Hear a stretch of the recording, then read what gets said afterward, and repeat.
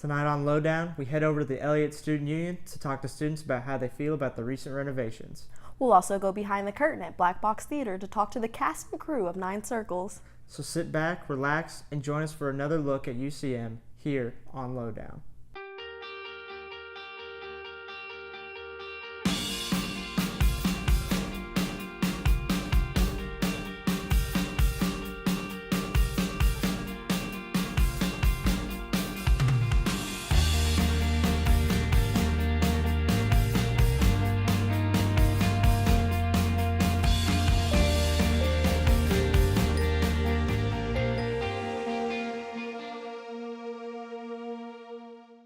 Hello and welcome back to Lowdown, a show by the students of the University of Central Missouri in Warrensburg.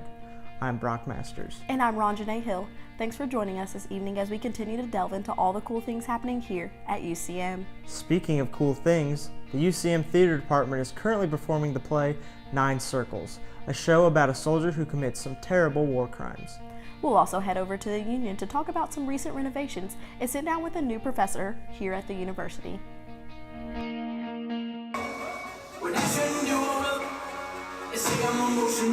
The UCM Theater Department is getting ready to kick off the year with the first main stage show of the year, 9 Circles. This intense play is being directed by theater chair John Wilson. He gives us the inside scoop of what the play is about.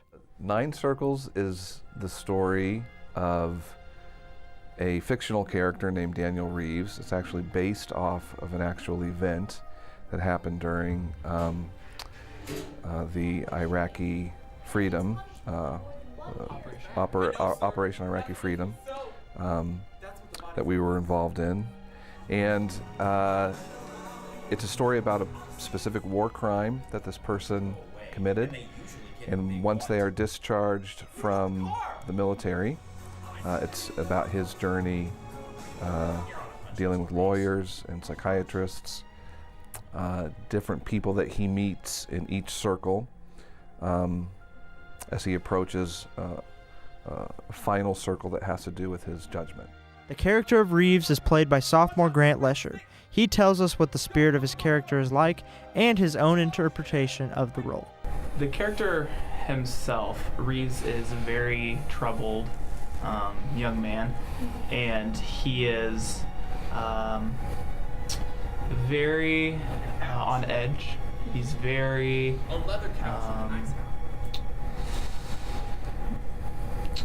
unpredictable in his behavior and the way he treats other people, and he lacks the ability to see the simple joy in life in any situation, and that is drastically different from the way I try to live day to day.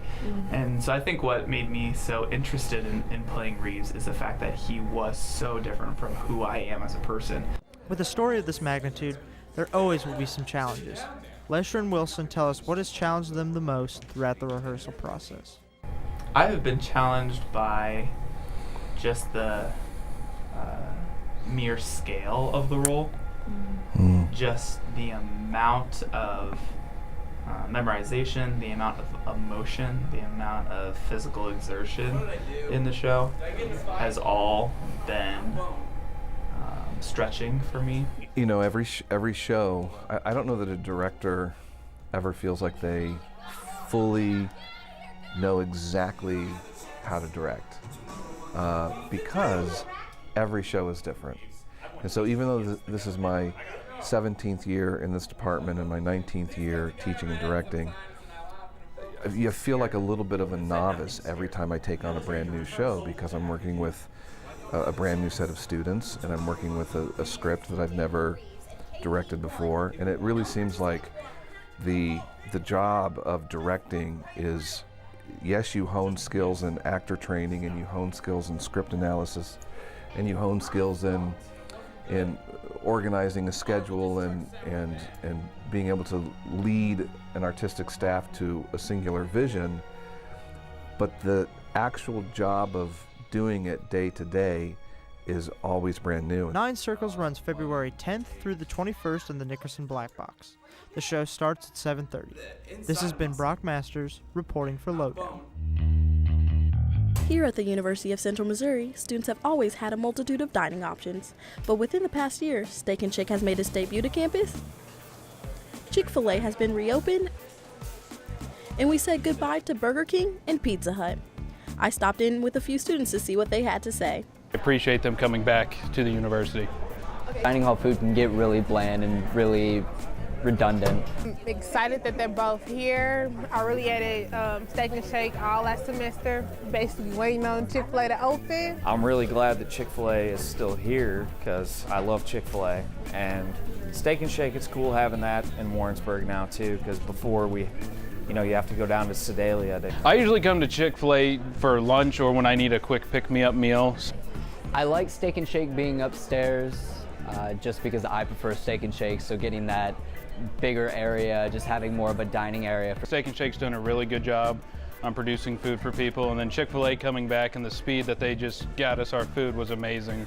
Although the university is bringing new restaurant chains, some students are sad to say goodbye to Pizza Hut and Burger King. Burger King I can live without. Pizza Hut I did often, if Chick-fil-A was too busy, I'd come down to Pizza Hut and get like their pastas or whatnot. I love their pastas. They took out Burger King, but I didn't really care for Burger King, so I'm just kind of upset they took out Pizza Hut. It would be nice if Pizza Hut would come back. I would enjoy that because I think several students used it for getting pastas or small pizzas. I think it would be a nice addition back into the university. However, other students feel there should be more healthier dining options offered on our campus. Students don't always want to be in the dining halls. They want to get fast food and food out elsewhere. Like a salad bar or something like that. I think that would be dope. Having a salad bar down here, it would be nice probably for some students, but I know me personally, I'm coming here to get food, get out, and then get back to my job or back to class. Overall, the consensus of the day was students like the changes made to the university and believe they are benefiting our community. I'm happy Chick-fil-A's back, and it's been a long wait, so I'm gonna have a lot of chicken for the next few weeks. Reporting for Lowdown, I'm Ranjanae Hill. The University of Central Missouri has an array of talented professors, and the new digital media production staff member Seth Camillo is no exception. I sat down with him to ask how he got his start in the film industry. My background in digital media and film started when I was 18 years old when I went to college. I went to college to get my PhD in economics was my goal. And my roommate just happened to be a filmmaker. And back then, people didn't have access to cameras like they do now. I didn't know anybody with a video camera. I didn't know there was even really a path to being a filmmaker. And so I met him and I just became enamored with film. I also asked Seth to talk about his recent move from LA, where he was a director, and the transition to becoming a professor in the Warrensburg community. Well, my father is a professor. My grandfather was a professor. I would not have gotten an MFA if that was not my end goal. LA is a very cool place if you're in film. And more than the place itself, it's the people who are there that make it exciting for me. You know, it's the best and the brightest within the industry that I love. If you want to make a living, you have to come to grips with the fact that you may not direct or you may not write the screenplay as of now. It may not be something you're going to get immediately. But there are many other positions, from food service to camera operators to dealing with the footage. There's all this other world to support the films, and it's exciting as well to be involved in that. So there are lots of other jobs associated with the industry. Seth shared with me the benefits of going to a smaller university and advice for those wanting to venture out into the film industry themselves. There is more opportunity for community in a smaller institution. Obviously, I think the emphasis in a school like this is more student-centric. I think the students are very motivated. I think the students are extremely competent and extremely responsible. These are difficult things to work through, and I feel like the students that I've been working with thus far have taken the challenge and taken the responsibility on their own to go beyond class and learn. Filmmaking is probably more difficult than other professions, but it's probably less difficult than parents think it is. It's easy to get frightened of becoming a filmmaker because there's sort of anything in the entertainment industry, you're told to be wary of in terms of a career. But the truth of the matter is it's difficult to be excellent at anything. And that's what I point out, is it's difficult to be a lawyer. It's difficult to be a doctor, talking 8 years of training. And there's a whole lot of, faith that goes into it. Will it work out for every profession? I also had the chance to ask about a film Seth has been working on for the past 4 years that'll be distributed in the coming months. Gridiron Heroes is about brain and spinal cord injury on the football field. And there's a lot of talk about it, but the reality is most people are looking away. As Americans with athletics and what risk we're willing to take and how we respond to tragedy. Seth left me with these final thoughts. The University of Central Missouri definitely puts the students at the center of our world as professors. Reporting for Lowdown, I'm Ranjanae Hill.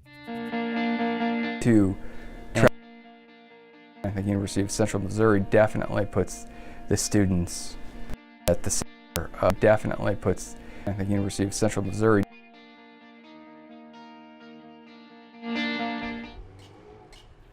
Nina Gann, owner of the newly opened Gann Gallery here in Warrensburg, spoke to me about why she chose this city as her location. Well, I actually didn't go into it expecting to open an art gallery. I was looking for a studio space and kind of fell across this building which had space in the back and all the space in the front. And I was like, I guess I could just put a gallery in it, and then artists I know and other people maybe would want to come and try it out, and it ended up being a lot more wanted and needed in this town than I thought, so it kind of came together pretty fluidly, and it was exciting. Uniqueness is what set this gallery apart from the rest. All of the art being displayed is all made by Warrensburg artists. I don't know, I hope they find a nice space that's unexpected. There's a lot of history in the building itself, just in the walls. The building actually used to be an alley, apparently, that someone put a roof on top of and just kind of made it into a store. We're like, why not? So there's a lot of cool history in the walls, and then every month there'll be new artists, so they can expect to constantly see totally different types of art, different genres, different mediums, and just kind of get a little bit of culture. Gann Gallery is a place where you can hang out and relax without the pressure of someone wanting you to buy something. I want people to feel comfortable, which is part of why I tried to make it a little bit, there's couches in the front and plants and stuff, so that they feel comfortable coming in and looking at art. Sometimes I think galleries can be stuffy, and it's hard, it's not as approachable for just kind of the average person to walk into a gallery. They feel a little bit uncomfortable or judged or whatever. So I really wanted this place to be somewhere that anyone could walk in and spend 5 minutes in here or spend an hour in here just kind of walking around looking and not feel pressured. Gann Gallery is located at 111 Holden Street, right across from Pine Street. Right now it's Tuesday through Thursday from 2 to 6, and then also by appointment or if there's an opening for a new artist. This is File Porto reporting for Lowdown.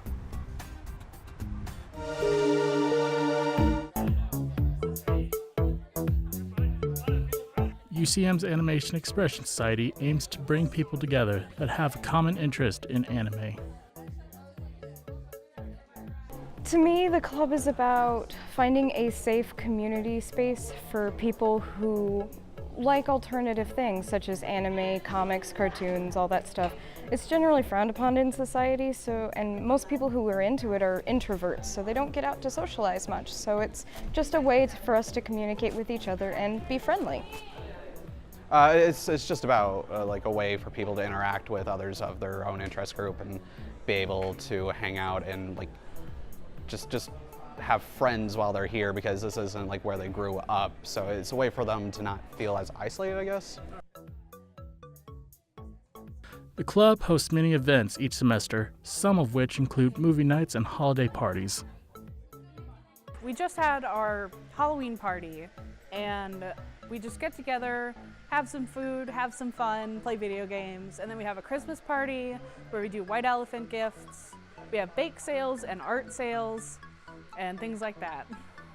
We've had informative nights where we've talked about different genres, different types of anime. We've also had movie and showing nights where we would show like a certain movie, or we would show a few select anime of a certain genre. And we've also have had game nights, which is where we do a bunch of anime trivia for prizes. To stay current with news from the club, you can visit their Facebook group at UCM Animation Expression Society. We have 2 Facebook groups. We have official posts and members posts. Official posts is where the officers can post about the upcoming stuff we're doing. Usually it's the secretary posting stuff in there. We have members posts where anyone can post. You can ask questions if you need to, post about some kind of news, or you can post like a funny video we found online that's anime related. Or you can also contact one of the officers through our email, which I believe is ucmanimeclub@gmail.com. And that's taken care of by our secretary, who, if need be, will inform any of the other officers. This is Defile Porto reporting for Lowdown.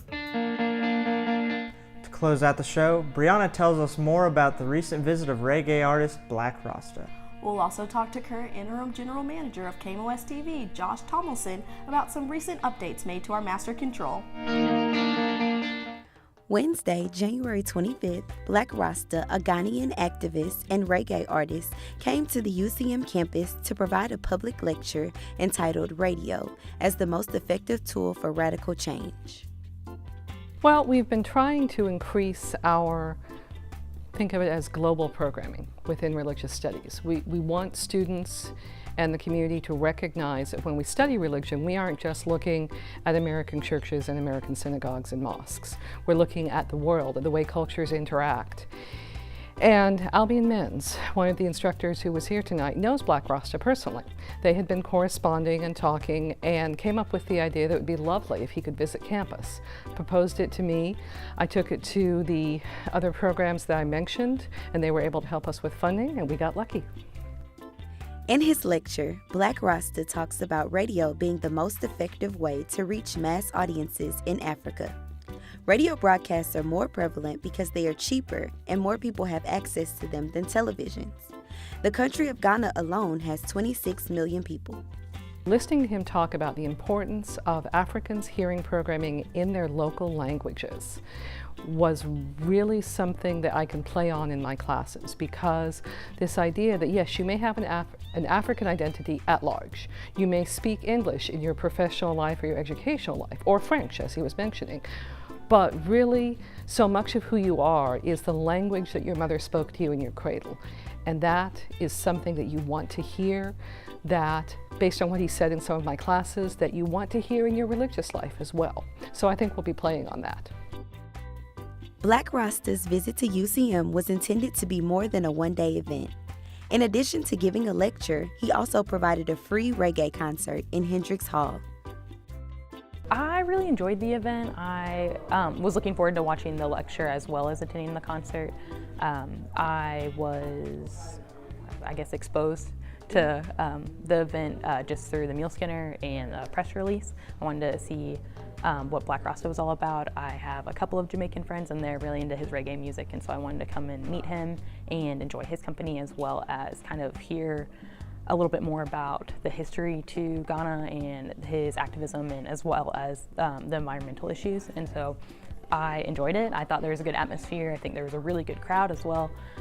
Music, song, and dance is a very important part of African culture. Dance, storytelling, and religious practices are all grounded in music. It is essential in representing a strong African heritage. They say music is universal. However, American-influenced music does not hold the same traditional values as that of the African culture. Being in America on social media, you see a lot of things about how there are people going across the seas and like helping in Africa, you know, like building schools and churches, and there's, you know, activism there and volunteering, and I think that's fantastic, but you don't get to see that depth of how much is going on whenever you're in America. So having a different perspective from that was something that was really fresh and that I really enjoyed, just because I don't get to see the same perspective that he does. And so that's something that was kind of a shock, just because you don't get exposed to the same things as being there, you know. The support Black roster received while at UCM was great, and the faculty associated with bringing him to the campus was very pleased with the turnout at both events. Thanks for watching. This has been Brianna Dalton reporting for Lowdown. I'm Josh Tomlinson. I'm the Interim Director of Broadcasting Services. When I'm not the Interim Director, I'm also the Assistant Director for Technology. This past week, your very own KMOS TV hosted an open house to display our newly renovated Master Control. Guests and fans of KMOS were able to come in and take a behind-the-scenes look at the operations of the station and gain a greater understanding of what it takes to run the Master Control. Josh was the tour guide for the evening and was also kind enough to sit down for an interview to give us some insight into the reason for switching the operations from Sundance to the new Broadstream system. So we were a Sundance station, Sundance Titan, and we got the news in 2014 that Sundance was no longer going to be supporting the product after 2015, and that the only option that they were offering was you could upgrade to the next version of Sundance, and I think it was for everything was a little over $100,000, and that would carry you to 2019. So we had to make a decision at that point whether we're going to continue to be a Sundance station, or would it be better to put that money towards a new system that was better prepared for the future. Josh also explained the origin story of how Broadstream came to be KMOS's new Master Control system. We were originally just looking for replacement automation to interface with our existing server. And so what we did is we were going around looking at automation, and so as we're looking around, we came across the Broadstream booth. I was talking with the salespeople, and they were showing me all the fantastic things it could do. It was the same thing that I was seeing everywhere else in the, with the systems that did fully integrated graphics and all that, the things that were priced so far out of our market that I was like, well, that'd be wonderful one of these days. And so I was talking to the salesperson, and I asked, well, what does the base system cost? And they told me, and it was astounding to me. It put me on the floor. It actually made me think all of a sudden, like, this may be possible for us to go to this level of automation and play out and graphics. The cost was so effective for us that we, in my mind at the time, that I knew that's what I wanted. I wanted to go with Broadstream because they showed me directly there how everything worked, what everything did, and how easy it was to integrate. Lastly, with a mostly student staff, Josh also explains the educational side of being a Broadstream station. Operations at KMOS, Master Control is entirely, outside of myself, is entirely staffed with students from the University of Central Missouri. And the benefit of having this system and the recreated facility is we've always had a mission here at the university and at KMOS to act as a state-of-the-art learning lab for the students and to create an environment that is second to none and a strictly professional environment. So with this upgrade and by going to this level of sophistication and equipment, the students that work at KMOS and come to the university have the ability to work with some of the most state-of-the-art broadcast equipment that's out there. And with Broadstream, I found that the students take to it faster than anything I've seen before, because a lot of the things that are in the Broadstream system, like the graphics, the way it handles graphics, the way it handles timelines and automation, look almost identical, and so they look in many ways identical to the nonlinear editing systems they work with in the classrooms. They've been working with since they were kids. Editing has been something that people have been able to do for 15 years now at home on any computer. And so the Broadstream system gives them an interface that they're very familiar with, but it does not sacrifice the sophistication. So they'll have you can choose several different interfaces for them to work with, and based on their level of experience, they can go in and easily adapt and change things. Reporting for Lowdown, I'm Jacob Clark. Well, look who it is, our favorite knucklehead Tim. And he's about to fall victim to a carelessly placed and plugged-in extension cord. Oh, Tim. Now Tim has tripped over and unplugged this power cord that could have possibly caused a lot of damage. Now, we can't help Tim's proneness to tripping over cords, but we can help with keeping that cord plugged in regardless. All Tim has to do is tie the 2 cords in a knot and then plug them in. This will create enough friction between the 2 of them that they will resist being unplugged. Tune in next time to see what Tim will do wrong next. Unfortunately, that's all the time we have tonight, but do not fear, the show in its entirety and individual segments can be found on the KMOS TV website. Thank you for joining us this evening. I'm Brock Masters. And I'm Ronjanae Hill. Good night.